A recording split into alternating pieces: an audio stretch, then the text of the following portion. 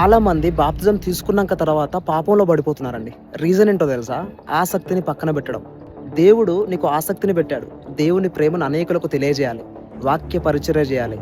ఆరాధన చేయాలి. దేవుని సువార్త కోసం మనం సహాయం చేయాలని ఒక భారాన్ని నీకు దేవుడు పెట్టాడు కదా. ఆసక్తి, మన లోపటిన ఆసక్తి. మనం సువార్త చెప్పకపోతే మన ఆత్మ తృప్తిగా ఉండదు. మనం సరిగ్గా పడుకోలేం. సరిగ్గా నిద్ర రాదు మనకు. దేవుని ప్రేమను ప్రకటించకపోతే నిద్ర రాదండి.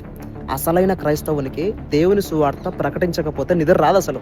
ఎందుకంటే దేవుని ప్రేమ అంత అద్భుతంగా ఉంటుంది.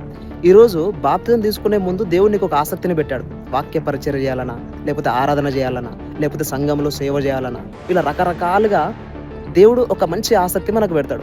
ఆ ఆసక్తిని పక్కన పెట్టి మనం సొంతంగా మనం నడిచామనుకో తప్పకుండా పాపంలో పడిపోతాం. మన ఆసక్తికి ఆత్మరక్షణకు లింక్ ఉంటుందండి. మన ఆసక్తి ఎప్పుడైతే వృద్ధి చెందుతుందో, మన ఆసక్తిని ఎప్పుడైతే మనం క్రియేట్ చేస్తామో అప్పుడు మన ఆత్మ రక్షణలో ఉంటుంది. మన ఆత్మ తృప్తిగా ఉంటుంది.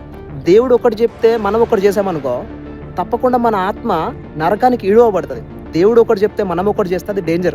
దేవుడు నిన్ను వాక్య పరిచర్య చేయమంటున్నాడా? వాక్య పరిచర్య చేయి. దేవుడు నిన్ను సువార్తకు వెళ్ళమంటున్నాడా? సువార్తకు వెళ్ళు. దేవుడు నిన్ను మందిరాన్ని క్లీన్ చేయమంటున్నాడా? మందిరాన్ని క్లీన్ చేయి. దేవుడు నిన్ను మందిరంలో ఉన్న వాష్రూమ్స్ క్లీన్ చేయమంటున్నాడా? క్లీన్ చేయి. దేవుడు నీకు ఆసక్తి పుట్టిస్తాడు. ఒక్కసారి గమనించండి, చర్చెస్లో వాష్రూమ్ క్లీన్ చేయడానికి కూడా చాలా మందికి ఆసక్తి కలుగుతుంది. తగ్గించుకోవాలన్న ఆసక్తి, అది దేవుడు పుట్టించేదే.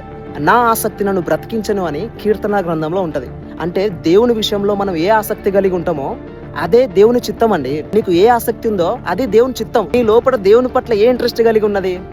నువ్వు వాక్యం చదివినప్పుడు నీకు దేని మీద ఇంట్రెస్ట్ కలుగుతుంది? వాక్య పరిచర్య చేయాలన్నా, సువార్త చెప్పాలన్నా, పాటలు పాడాలన్నా, లేకపోతే ఇన్స్ట్రుమెంట్స్ ప్లే చేయాలన్నా, ఏ ఆసక్తి నీలో ఉందో అదే దేవుని చిత్తం. ఆ ఆసక్తి దేవుడు పెట్టింది. దాన్ని గుర్తించి దాన్ని మనం కరెక్ట్గా ఫోకస్ చేసి దాన్ని ముందుకు నడిపించామనుకోండి తప్పకుండా మీ ద్వారా దేవుడు మహిమపరచబడతాడు.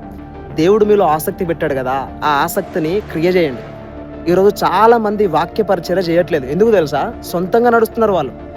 ఈ భూమి మీద అన్ని పనుల కంటే చాలా ప్రాముఖ్యమైన పనిని ప్రార్థన, దేవుని సువార్త ప్రకటించడం, దేవుని వాక్యాన్ని ధ్యానించడం, అనేకుల కోసం కన్నీటితో ప్రార్థించడం. నీకు కన్నీటి ప్రార్థన దేవుడు చేయమంటున్నాడా? కన్నీటి ప్రార్థన చెయ్యి. నీ పని బంద్ చేసైనా సరే కన్నీటి ప్రార్థన చెయ్యి. దేవుడు నీకు చెప్పినప్పుడు ఎందుకు చేయవు నువ్వు?